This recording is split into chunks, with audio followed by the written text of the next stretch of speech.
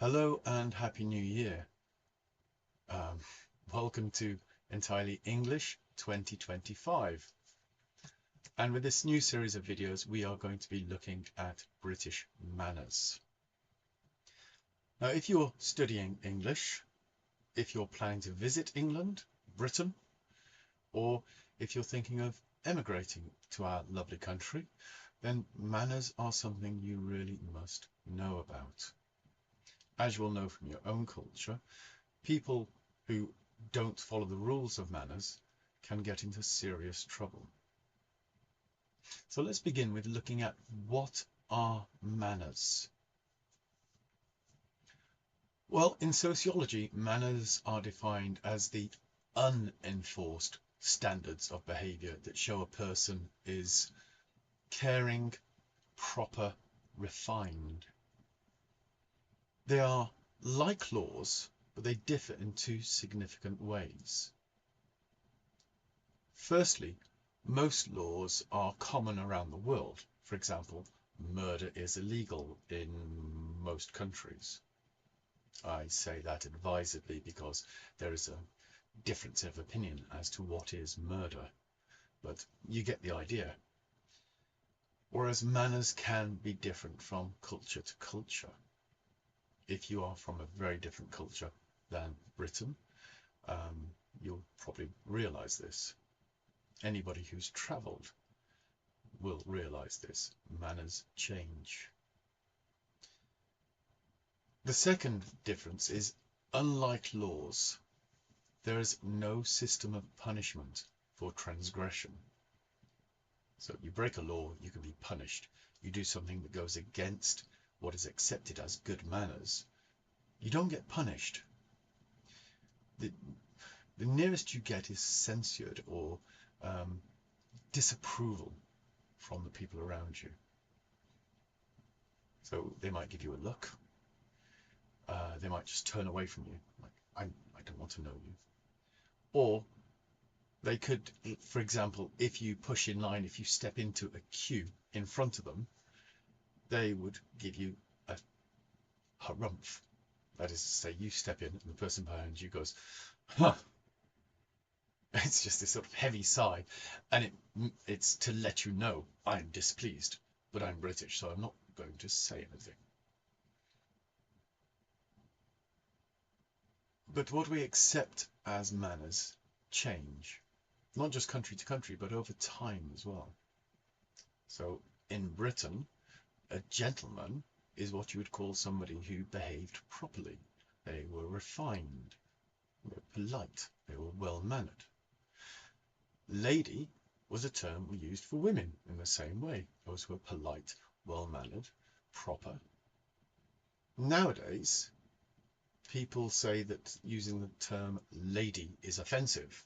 It is derogatory, it is insulting, it demeans the gender.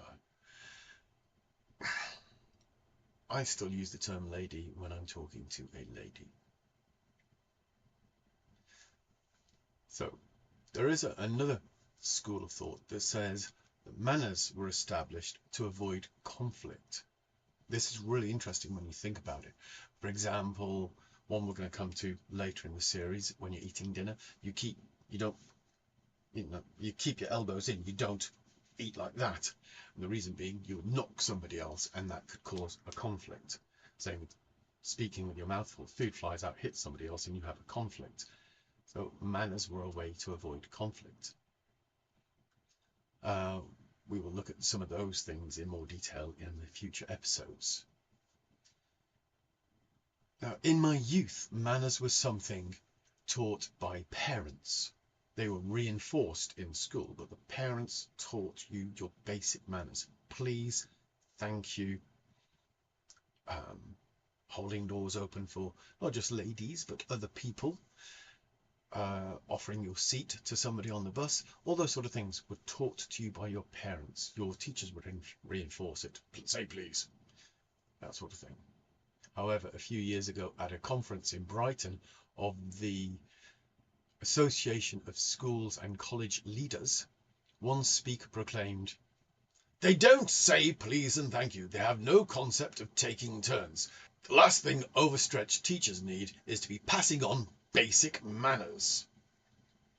So is this a modern development? Is it something that we're lacking nowadays? Are people just not learning how to be well-mannered? Well, let me give you another quote.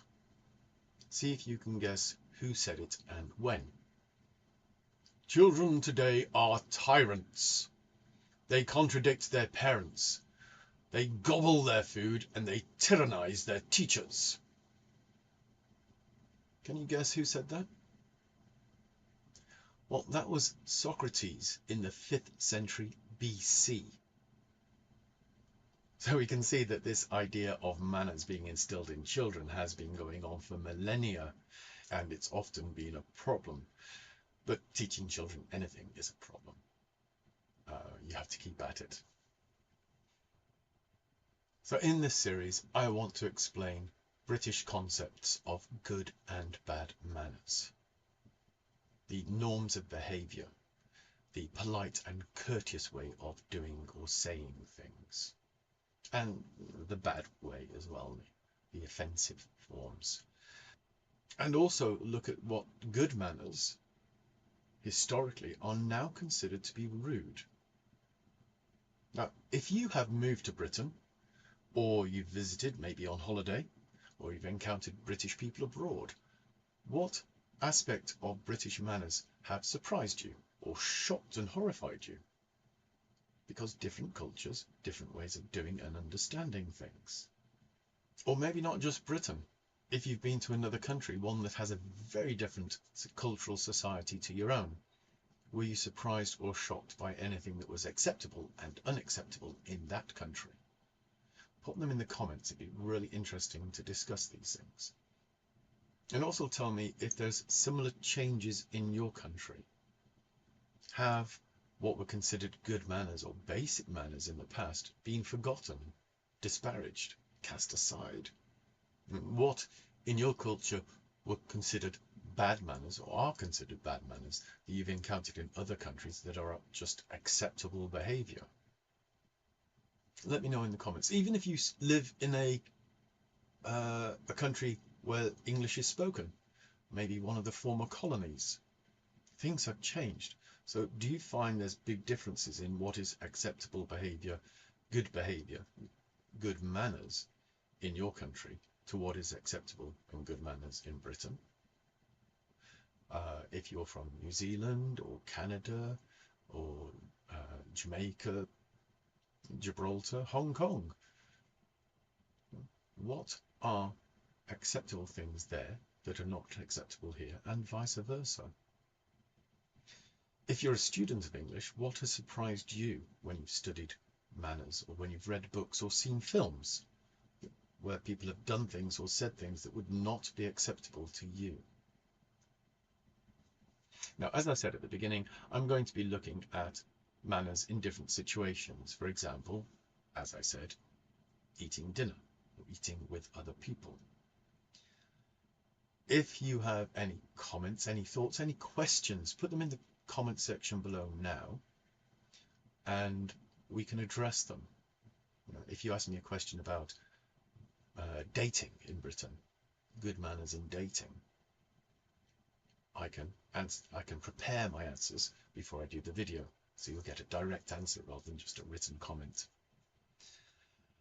Right, if you like this, please do click the like button. If you want to keep up to date, if you want to keep up with this series, click the subscribe. Do make a comment. Let me know what you think and what you'd like me to talk about.